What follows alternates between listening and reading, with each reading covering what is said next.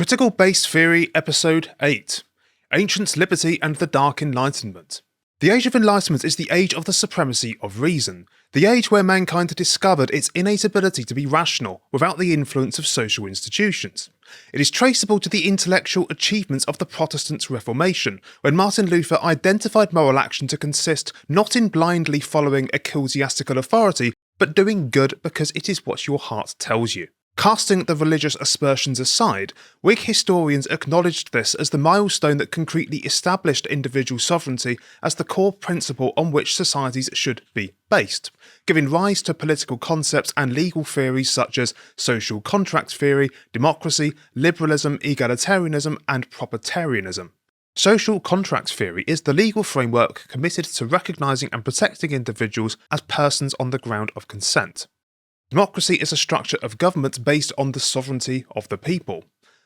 Liberalism is a broad term widely understood as a moral and political philosophy based on the individual's right to act freely. Egalitarianism is the general commitment to delivering equality for all, and property rights, or economic freedom more generally, is the political extension of one's natural right to call something theirs, whether that be to own property or to accumulate wealth to invest at a later point. Put these together, and you, more or less, get the political philosophy of classical liberalism. To classical liberals, there needn't be any tension among good actors seeking to fulfil their own ends. For as long as persons all consent to recognising the limits of each other's freedom, there is no reason why all can't coexist with each other and the parent society. David Hume, however, a notorious Tory within the Tory-Whig debate in the 18th century, claimed that this was a simply absurd way to understand how societies come into being. On the social contract theory tradition, Hume observes first that the principle of consent is problematic. He argues that the community you happen to be a part of is not the one you just consent to being in. Consent implies choice, and no one has the privilege of choosing the community they are born into. He also argued that this isn't even a proper form of consent. A social contract is not proof that any citizen has consented to anything. The consent is merely assumed, and so the legitimacy of the contract itself is thin from the very start. To Hume, consent is not the business of law, it is the business of sentiment. Community membership is not something that can be formally stated. What ties people and communities together are social relationships built on trust and good faith, not formal contracts that only go as far as preventing them from harming one another. From this, one could argue that modern freedom, with its roots in the social contract tradition, is incapable of sustaining any sense of community at all. Comparing modern freedom with the freedom of the ancients, Benjamin Constant, in his essay The Liberty of Ancients Compared with That of Moderns, says the following. This, I accept, is a long quote, but it is very important for our purposes. We can't any longer enjoy the liberty that the ancients had, consisting in constant active participation in collective power. Our liberty has to consist of the peaceful enjoyment of private independence. Each person's share in the sovereignty of his country wasn't an abstract bit of theory as it is for us today. The will of each individual in ancient societies had real influence, and the exercise of this will was a lively pleasure each time it was employed, which is why the ancients were willing to make many sacrifices to preserve their political rights and their share in the administration of the state. Each one of them, feeling with pride the great value of his vote, regarded this sense of personal importance as more than making up for his sacrifices. Such compensation no longer exists for us today. Lost in the crowd, the individual can hardly ever see the influence that he exerts. His will never impresses itself on the whole. Nothing confirms in his eyes his own cooperation. So the exercise of political rights offers us only a part of the benefits that the ancients found in it, while at the same time, the progress of civilization, the steady increase of commerce, the communication amongst peoples have infinitely multiplied and varied the means of personal happiness. It follows that we must be far more attached than the ancients to our individual independence.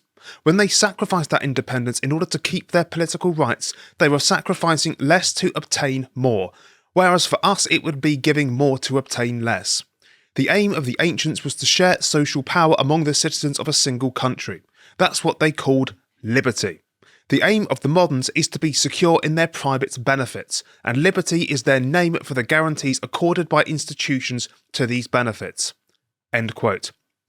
What Constant offers in his description of ancient citizenship, you could say, is a description of the communitarian homestead that many small c conservatives long for, and why the modern state is so devoid of character and spirit. Ancient societies were more functional and spiritual than modern ones, and they were also far smaller. This meant that their votes in democratic processes amount to more real political power. But more importantly than that, because ancient citizens had more intimate attachments with the communities themselves, they found collective power to be far more appealing than the idea of thriving in isolation. Instead of being trapped into their inward ambitions and desires like the modern self-conscious subjects, ancient citizens saw their community as the ends of their freedom, not as a mere place of transit for individualistic ends. The ancient concept of liberty, as Constant presents it, may just sound like flat-out statism on the face of it, but this is only if you understand freedom as non-interference. To the ancients, the state has a permanent and positive role in facilitating it. German idealist philosophers, for example, use the term Volk frequently when discussing the role of the state. Volk simply refers to the spirit of the people which the state should, in principle, accommodate and proactively facilitate in order for that spirit and thus the state to survive. Granted, this has been taken to extreme degrees in the past, but this is not to say that totalitarianism is always the result of individual and state identity.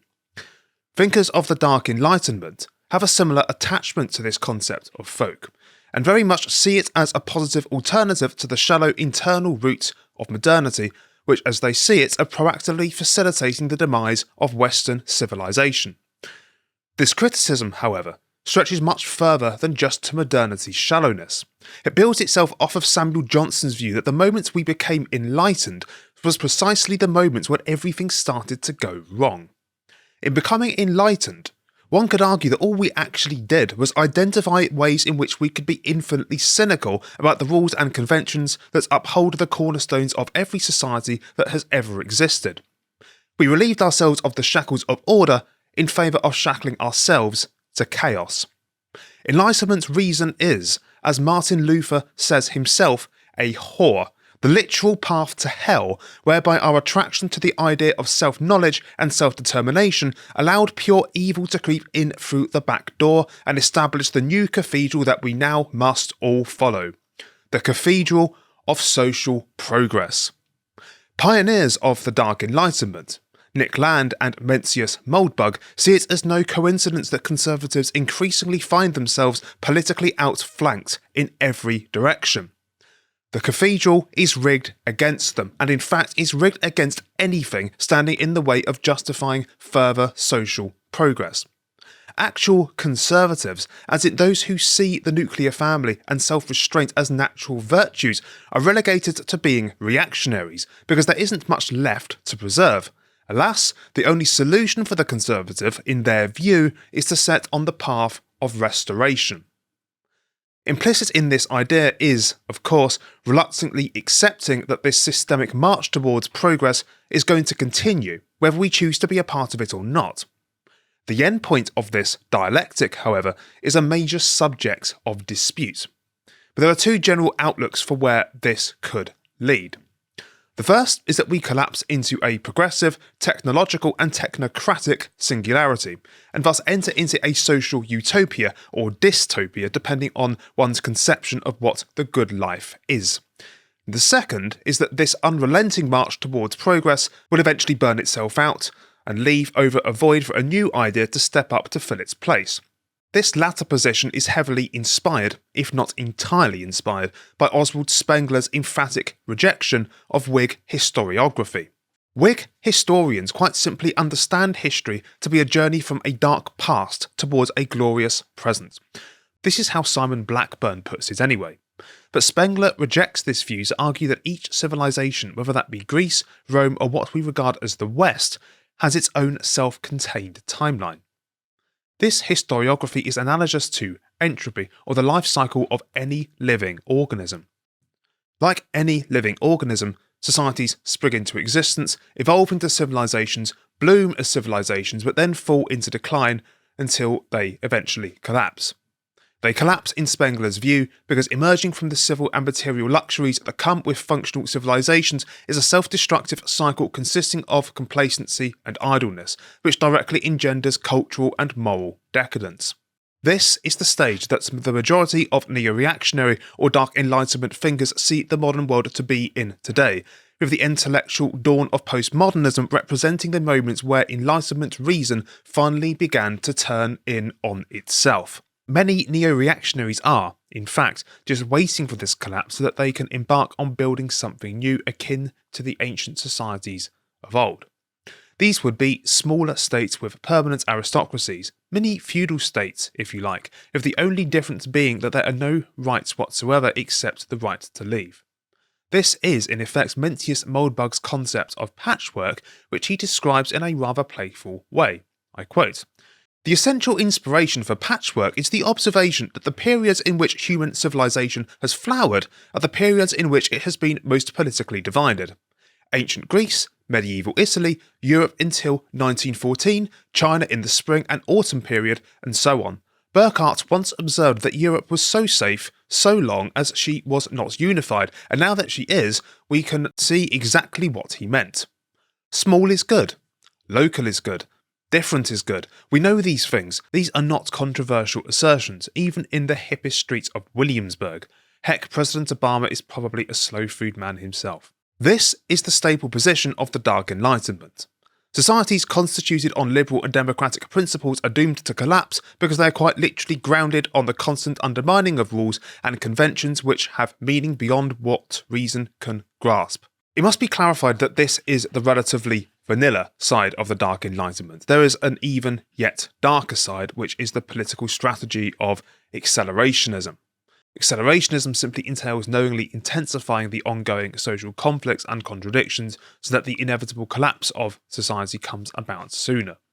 If you take the view that Nick Land does in his notorious essay The Dark Enlightenment, for example, the view that the ongoing process of social degeneration in cities is bound up by a forced institutionalized acceptance of theft and murder at the hands of gangs as part of living in a big city, an accelerationist could set out to spark racialized conflicts with the intention to provide a pretext for the idea that different races cannot coexist.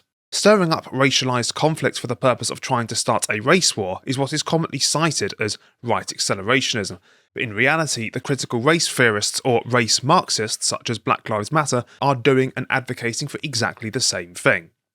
There is a genuinely left-wing, unashamedly Marxist dimension to accelerationism as well. This entails simply accelerating the contradictions of capitalism to speed up its inevitable collapse.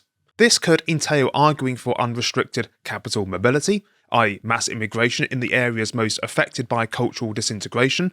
It could also entail advocating for the extension of market forces to forms of enterprise that are so visually repugnant that people lose faith in capitalism altogether. There is, however, a darker side to this, as highlighted by Land through his identification of an unfounded assumption within Marxist theory itself. This is the assumption that prehistory consists of autonomous forces of production freeing themselves through human activity. Land's observation is that there is nothing to justify this inadvertent claim that the ongoing release of autonomous productive forces is a human end at all. What if this relationship between human agency and production is only a temporary one, is the question that Land asks. The quasi-schizophrenic liquidated state that we have slipped into seems to suggest that this dialectic is unfolding in accordance to something else, the ends of technology. The true dialectic of enlightenment, then, from this view, is not mankind freeing himself from the autonomous forces of capitalist production. It is the autonomous forces of capitalist production freeing themselves from mankind. In order for capitalism to do this, it can only be one thing, a form of artificial intelligence which the modern productive apparatus has been an extension of all along. This, of course, sounds like a concept you would find in a cyberpunk sci-fi movie, but the closer you look, the more present it seems, and the second that human reproduction becomes redundant, cloning and racial eugenics lurk only just round the corner. To Land, this is where we are headed, and there is nothing we can do to stop it. The singularity will either collapse on its own and leave what is left of mankind to pick up the pieces, or literally subsume mankind into its universe of purposive rationality forever. The identification of this fact about the age of the supremacy of reason is the great achievement of the Dark Enlightenment. While it may not offer all that much insofar as a positive remedy is concerned, no philosophy offers a more profound insight into the grave extent of Western civilization's permanent sickness.